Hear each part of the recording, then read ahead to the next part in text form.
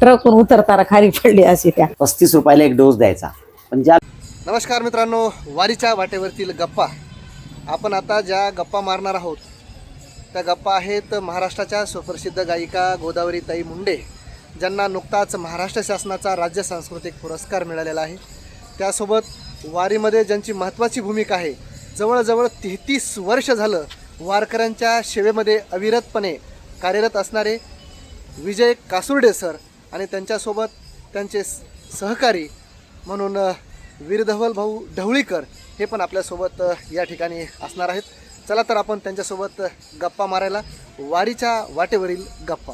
रामकृष्ण हरी मंडळी. फक्त परायण बरं का की गोदावरीताई मुंडे, तुम्ही यांचं नाव वगैरे ऐकलं असेल. त्यांच्या कॅसेट आताही कोणाला नुसतं नाव घेतलं तर म्हणतात त्या ताईंच्या कॅसेट किती छान असायच्या.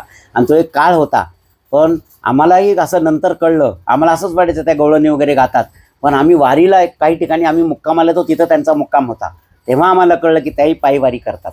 आणि एवढं छान वाटलं, एवढं मन भरून आलं की भगवंता बघी तुझी लीला आहे. आज अशी माणसं तू आम्हाला भेटवतोस. आमची एक चांगली इच्छा आहे, त्याच्यामुळे हे अशी माणसं तुम्हाला देतो.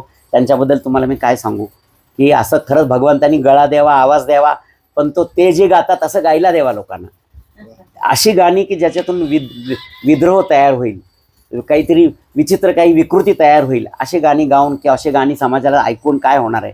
पण गवळणी भजनं ही जर दिली तर एक माणसाला असं सुख मिळतं, सुख बाजारात पैशातून. वारी कशी असायची, त्यामध्ये मेडिकलची कितपर्यंत आवश्यकता असायची. माझी वारी 85 पासून सुरुवात झाली. आणि वारीला म्हणजे कसं यायचं, एक पत्राची पेटी भरायची, त्याच्यामध्ये सगळे कपडे त्याच्यातच, पत्राच्या पेटीमध्ये. ते एसटी मध्ये चढता यायचं नाही, एवढी गर्दी असायची. ते कसं तरी चढायचं, यायचं. इथं आळंदीला येऊन तंबूमध्ये राहायचं.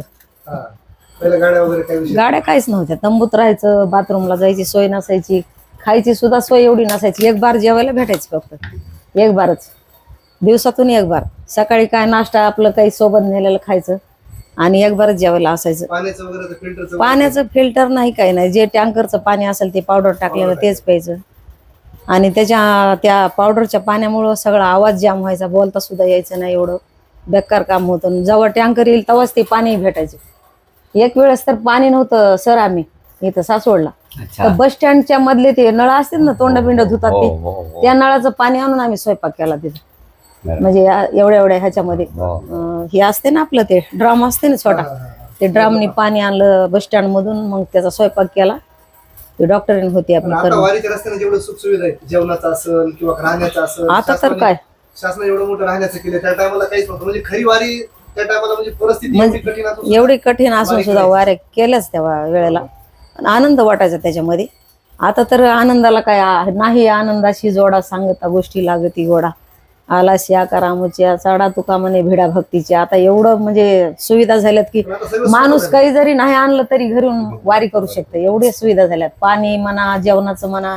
नाही तर जेवायला हातानं स्वयंपाक करायचा, स्टोव विजायचा, एक बार भपकन जाळ व्हायचा, स्टोववर स्वयंपाक, हातानं स्वयंपाक करून. म्हणजे पैसे नसायचे एवढे, द्यायचे कुठून त्यांना. फी तिथं 100 किंवा 80 रुपये असायची, ती जेवणासहित तंबू सहित. म्हणजे एवढ्यात पंढरपुरात जाजेपर्यंत तर एवढे पैसे द्यायला सुद्धा नसायचे सोबत. म्हणून आपलं हातानच करून खायचं. हातानं जाऊन पुन्हा ते सगळं काढायचं, सगळं सामान पुन्हा ठेवायचं. असं स्वतः त्या ह्याच्यावर चढून ट्रकवर हे करायचं. एक वेळेस तर पडले मी त्या ह्याच्यामध्ये, ट्रकवरून उतरताना खाली पडली अशी, त्या पैठणीच्या मध्येच पाय गेला व शिडीवरून खाली पडले. पण काही माणसं आहे ना, खूप म्हणजे कष्टातून ही वारी. म्हणजे आज किती म्हणजे आनंदच. चला तर आपण जाणून घेऊया विजय सरांकडून वैष्णव चॅरिटेबल ट्रस्टचा इतिहास, ते पण थोडक्यात. माझं नाव विजय कासुर्डे आणि 1992 साली मी संपूर्ण भारत दर्शनासाठी आमच्या मातोश्रींना घेऊन गेलो होतो. आणि योगायोगाने माझा मित्र त्याच्यामध्ये होता आणि त्या मित्रांनी मला त्यांच्या त्या यात्रेच्या ह्याच्यात सहभाग दिला. आणि मलाही माझ्या आईला काशीला वगैरे न्यायचं होतं. पण पूर्ण भारत दर्शन होतं, 105 तीर्थांचं दर्शन होतं. ते करताना हरिभक्त परायण पांडुरंग महाराज घुले यांच्या नियोजनाखाली ते होतं. माझी त्यांची ओळखी नव्हती. आणि 92 साली या यात्रेच्या निमित्तानं माझी त्यांची ओळख झाली. त्यांचं व्यक्तिमत्व वगैरे बघून मला असं वाटलं की आपल्याला कोणी मार्गदर्शक असावा तर तो असा असावा, जो निस्पृह आहे, निष्काम सेवा आहे, त्याला कुठली अपेक्षा नाही आणि तो भक्तीत भगवंतांच्या अगदी रममान झाला आहे, अगदी थोडा तो त्याच्यामध्ये स्वतःची शुद्ध हरपला आहे. आणि अशीच ती व्यक्तिमत्व होतं. मग मी त्यांना गुरुस्थानी मानून त्यांच्या हातून मी माळ ग्रहण केली आणि तेव्हापासून मग पहिलीच माझी वारी 92 साली झाली. त्या वारीला मी गेलो असताना वारीमध्ये सासवड आणि जेजूरच्या ठिकाणी भर उन्हामध्ये दुपारी एका मुलाला फिट आली आणि तो खाली डोक्यावर पडला, रक्तबंबाळ झाला. आणि आम्ही मुंबईचा मी राहणारा, मुंबईत काही मी मेडिकलची काही लोकांना मदत करण्याचे कामं करत होतो आणि ते करत असताना मला एकदम ते राहावे ना म्हणून मी इकडे तिकडे शोधू लागलो आणि औषधं वगैरे बघताना कुठं मिळतं आहे का, डॉक्टर कोणी आहे का त्या मुलासाठी, तर मला काही कोणी मिळालं नाही. पण नंतर थोडंसं दूर गेलो तर मला तिथे एक जीप मिळाली. त्या जीपमध्ये काही औषधाचे बॉक्स ठेवले होते म्हणून मी तिथं जरा चौकशी केली तर त्याचा ड्रायव्हर बसलेला होता. ड्रायव्हरला विचारलं, बाबा कोण डॉक्टर आहे का? नाही म्हणे, डॉक्टर पालखीच्या दर्शनाला गेलेत, माऊलींच्या दर्शनाला गेलेत, किती वेळ लागेल? ते म्हणून नाही. मी म्हटलं, अहो अर्जंट आता असं झालं. ते म्हणलं, आता डॉक्टरना तर मी काय करणार आहे. पुन्हा मी त्या ठिकाणी आलो पण त्याला तोपर्यंत ॲम्ब्युलन्समध्ये नेला होता. परंतु संध्याकाळी असं कळलं की तो गेला. आणि मला जो तिथं एक फार दुःख झालं आणि फार मला असं कळवळा आला की अरे बाबा काय की इतकं झालून ते तरुण पोरगा होता 18-19 वर्षाचा आणि त्याला काही वेळेवर औषधं मिळाले नाही. तिथे त्यावेळेला कोणीच नव्हतं आणि त्यावेळेला फार औषधाचं कोणी घेऊन येणारे कमी होतं. एक बिचारा कोणतरी होता तर तो 35 रुपयाला एक डोस द्यायचा. पण ज्या लोकांचं बिचारांचे अतिशय शेतकरी कुटुंबातली लोक वारीला वगैरे आणि अतिशय बिचारे सर्वसाधारण लोक यायचे आणि त्यावेळेला त्यांच्याकडे पैसे म्हणजे कुठलं काही खाण्याचं पण त्यांचं काही टायमाला वांदे पण होते, रस्त्याने खाण्याचेच वांदे पैसे. त्यावेळेला औषधं कुठून आणणार? तर मलाही ते आम्हाला बघितलं. म्हणलं मुंबईत मी जे काम करतो त्यातल्या लोकांना जरा विचारून आपण इथं जर काही प्रयत्न केला, असा प्रयोग केला तर काही प्रयत्न करून काय होईल का? मग वारीवरून परत आल्यानंतर मी थोडीशी माझ्या मित्रांशी चर्चा केली. त्याच्यामध्ये प्रामुख्यानं हरिभक्तपरायण कैलासवासी हनुमंतराव महांगडे माझे मित्र होते. आम्ही मुंबईत एकत्र राहत होतो आणि त्यालाही समाजकार्याची आवड होती, मलाही काहीतरी करण्याची हौस होती. त्याच्यातून मग आम्ही विचार केला आणि 93 साली एका मित्राची जीप घेऊन काही सॅम्पलची औषधं वगैरे गोळा करून आणि ती औषधं घेऊन काही 1-2 डॉक्टर होते त्यांना घेऊन आम्ही निघालो. पण जेजुरीला येऊन श्रीयुत घुले महाराजांच्या हस्ते आम्ही श्रीफळ वाढवलं, दवाखाना चालू केला आणि लोणंदला 3ऱ्या दिवशी ते गाडीतली औषध संपली सगळी. मग कळलं की इथं किती त्याची गरज आहे. कारण की आम्ही गाडी उघडली की हा लोकांचा घोळका यायचा, 100, 200, 400 लोक यायचे आणि गरज होती याची गोष्टी. आणि जून जुलै महिना म्हणजे तो पाऊस, कधी ऊन, कडक ऊन, कधी धूळ आणि अशा ह्या सगळ्या गोष्टीमुळे व्हायरल इन्फेक्शन्स वगैरे लोकांना खूप व्हायचे. आणि अशा ह्याच्यामध्ये तिथे आम्हाला कळलं की हा एवढ्या ह्यानी काय उपयोग होणार नाही, याला खूप मोठं काही केलं पाहिजे. मग 94 साली पुन्हा काही लोकांशी चर्चा करून आम्ही पहिला मोठा दवाखाना आणला ज्याच्यात एक ट्रकभर औषधं होती आणि काही लोक आम्हाला अन्न औषध प्रशासनातले मिळाले, काही इतर आमची मंडळी वगैरे सगळ्यांकडून फिरून रात्री ऑफिसवरून सुटलं 5:30ला की सगळे मार्केट लाईनला फिरायचो. 5 रुपये, 10 रुपये, 100 रुपये, 200 रुपयाच्या पावत्या लोकांच्या फाडून काही पैसे गोळा केले. डिझेलला पैसे पाहिजेत, गाड्याचं भाडं, ट्रकचं भाडं आणि हे कुठून निघणार.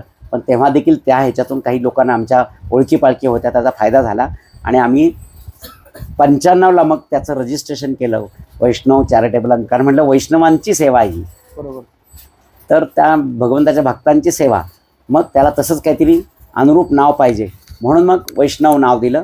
वैष्णव चॅरिटेबल मेडिकल ट्रस्ट असा हा ट्रस्ट गेले 33 वर्ष वारकऱ्यांची, पांडुरंगाच्या भक्तांची वगैरे आम्ही सेवा करतो. मात्र आत्ता अशी अवस्था आहे की लोक आम्हाला बऱ्यापैकी देतात, आर्थिक मदत करतात, औषधं देतात, कोणी गाड्या देतात आणि जवळजवळ आता आमच्याकडे 80 डॉक्टर आमच्या पॅनलला आहेत आणि 175 कार्यकर्ते आहेत की जे आमच्या वेगळ्या उपक्रमामध्ये सहभाग घेतात.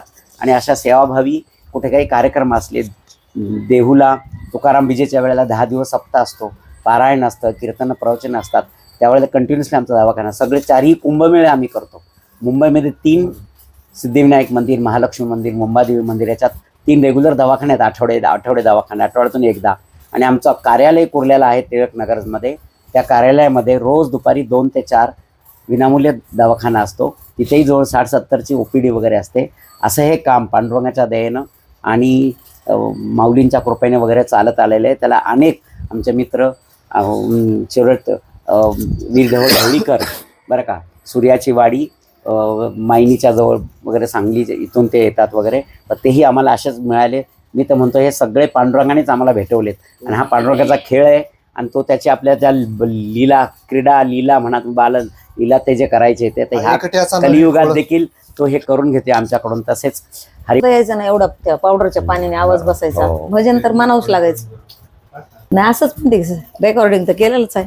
3.5 पाऊल आमच्यासाठी आणि आपल्या प्रेक्षकासाठी 2 वळी गाव्यात.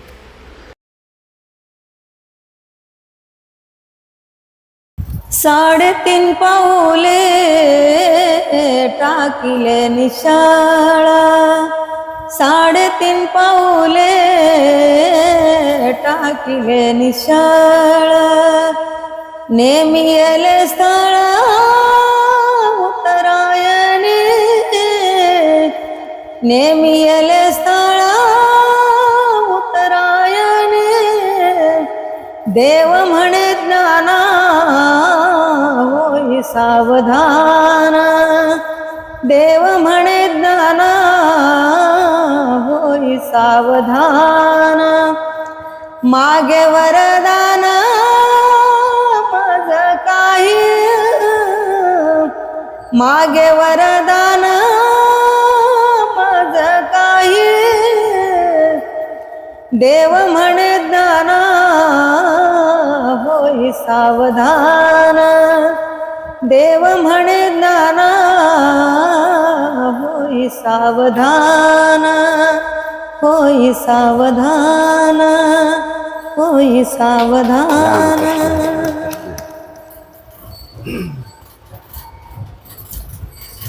ताप आली काही जरी झालं ना, सलाईन घेतलं मी त्या बंडी शेगावला, तर सलाईन घेऊन परत चालाय सुरू. इतके तब्येत खराब असून सुद्धा actually बसवतो ना, कशात बसव. ते का ठेवा लेडीज सामान वगैरे असतं ना, लस नव्हती त्यावेळेला. हा म्हणजे मी 92ला गेलो तेव्हा ना लस टोचून जावं लागायचं. हा म्हणजे तो त्या लसीशिवाय ते सोडायचेच नाहीत आतमध्ये, तपासायचे पंढरपूरमध्ये. हा आणि ते संताजी महाराज जगनाड्याच्या दिंडीमध्ये त्यांचे डॉक्टर असायचे, ज्यांनी ते दिंडी काढले का त्यांचे डॉक्टर असायचे. मग तिथं जाऊन मी ते त्याच्यात भजन असायचं ह्याला आपल्या माळशिरसला, मग भजन करून त्यांच्याकडेच आम्ही थांबायचं संध्याकाळी. तर तिथं मग सलाईन घेऊन लगेच दुसऱ्या दिवशी हे लोकांचा विशेष त्यावेळेला असायचं की आमच्याकडे येऊन सलाईन घेऊन सगळं परत दुसऱ्या दिवशी चालायला परत येऊन सांगायचे दुसऱ्याशी, काल तुम्ही दिल्यामुळे मी चाललो आज. हा खूपच छान. आज पण तुमच्या वैष्णव चॅरिटेबलला इतका गर्दी असते लोकांची. हो. अरे बापरे, म्हणजे सेवा घेण्यासाठी वाट नाही. नाही रस्त्याला आम्ही येताना पाहतो ना, किती मशाज करणं, कुणाचे कशा प्रत्येकाशी प्रेमानं बोलणं, जखमी आणणं, किती अक्षरशः ते जवळ गेल्याच्या नंतर असं वाटतं की अर्ध दुखणं पळून जाते. हो. सेवा बघून कुणाला वसकणं नाही, बसून बोलणं नाही. आणि लगेच दुसऱ्या दिवशी त्यांना म्हटलं चालायचं. बघा, हे भक्ती करणं माळ घालणं हा एक भाग आहेच, साधनेचा भाग आहे. ओके. पण जर ही अशी तुम्ही सेवा केली तर त्याच्या पुढचं आहे हे. सिनल्या भागल्याला ओळखे नाही. तुमच्याकडे संस्थेचे तुम्ही अध्यक्ष आहेत, एवढं मोठं ट्रस्ट चालवताय, रस्त्यानं तुमचं बोलणं चालणं वागणं बापरे, काय वास आहे. म्हणजे साधेपणा, त्या वागण्याची व्यंता. हा माऊली फक्त माऊलीमुळे. माऊलीमुळे मला सांगा ना तुम्ही, आता मला सांगा, पांडुरंग जानबाईचे कपडे धुतले, हो जानबाईला दळू लागला, आता तो जर एवढं करतो तर मी कोण आहे? चोखोबारायचं बाळंतपण केलं, बाळंतपण केलं. चोखोबारा. मला सांगा ना, आता हे काय झालं माहिती का, लोकांना त्या गोष्टी वाटतात. हो. तुम्हाला मी सोपं नाही. लोकांना आमच्या ह्या लोकांना सगळ्यांना तेच सांगतो, हो, तुम्ही फक्त हे निष्काम भावनेने करा की देवाची सेवा करतोय.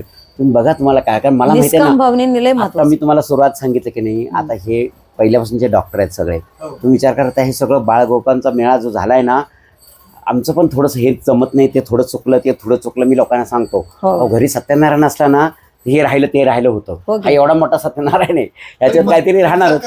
पहिल्यापासून आजपर्यंत सोबत आहेत. हा हा हा माऊलीची पावर आहे. आणि हा म्हणजे तीच करू शकतात, आपण नाही करू शकत. मला लोक म्हणतात, अहो तुम्ही हे लई करता वगैरे. नाही, हानी काय होतं माहिती का, अहंकार आपला जागा होतो. हो, बरोबर आहे. तो झाला की हे संपलं ना, मग घाबरायचं. म्हणून आपण नाही, असं नाही बाबा, कारण तो आहे ना शेवटी. बरं, तो समोर आहे म्हणून मी खोटं नाही बोलायचं, म्हणून तुम्हाला दुखवायचं नाही, म्हणून तुम्हाला त्रास नाही द्यायचा. कारण मी आता तुम्हाला दुखवलं, तुमच्याशी काही थोडासा इकडं ते केलं, मी त्याला दुखवतोय. लक्षात आलं? आपल्या ते लक्षात येत नाही, पण ते तसंच संत असे वागले म्हणून ते जनाबाईकडे तो आला, म्हणून नामदेवाचा तो जेवला. कारण ते एकरूप झाले ना, जीव शिव दोनांची भेटच झाली. द्वैत अद्वैत जे आहे की नाही ते हेच आहे. आता हे द्वैत आहे बघा, कोण हा हे कोण, हे ताईंचे भाव आहेत, ह्या कोण ताई आहेत, नाही ताई म्हणजे मी आहे. बरोबर मग मला जर एखाद्या गोष्टीचा त्रास होतो तर ताईंना पण होतो, मग मी असं का वागू की त्यांना त्रास होईल. बरोबर संतांचं हे जास्त आहे, साधना भजन आमकं तमकं सगळं ठीक आहे, हो. पण त्याच्यापेक्षा कोणाचा अपवाद नाही पाहिजे. त्याच्यापेक्षा आचरण शुद्धता आहे. बस आणि आचरण शुद्धतेने तो येतो आपल्या जवळ, खरंय. म्हणजे तो जवळच आहे. हो. पण काय होतंय, आता आम्ही काय आमच्या हातून चुकून काही कर्म झालेली आहेत किंवा काय अशा काही गोष्टी झालेल्या आहेत, त्याच्यामुळे ते मरळ आली वर, बरोबर आणि ती मळ साफ झाला तर तो कर्माने साफ होईल, शुद्ध कर्माने. तू जा तुझ्या पाशी काय खरी तो तरी तू जागा जागा चुकल असेल. ते असंच आहे ना ते. बरोबर आहे. आणि नाही सगळं शास्त्रात आहे. धर्मात काय आहे माहिती आहे ताई? कीर्तनकार हे सांगत नाही. नाही हे नाही जर कीर्तनकार सांगायला सुरुवात करत समाज सुधारेल बघा. बरोबर आहे. कीर्तनकार मोठा अभंग म्हणून दाखवणार, हे मोठं दाखवणार, तर त्याचा अर्थ काय आहे? बरोबर आहे. कीर्तनकार स्वतः सांगितलं, पण कीर्तनकार का सांगत नाही? कारण कीर्तनकार बिचारा तसं वागतच नाही. नाही स्वतः आचरण वागत नाही. स्वतःचं महत्व असतं. तुमच्याकडे इथं बोलतो तो चरण नाहीये. हो, हो, हा, हो, हो, चरण. हो. असं खाऊ नका, तसं खाऊ नका, आणि ह्याला भूक लागली की हा जातो हॉटेलात खायला, काय खातो. आमच्या सोबत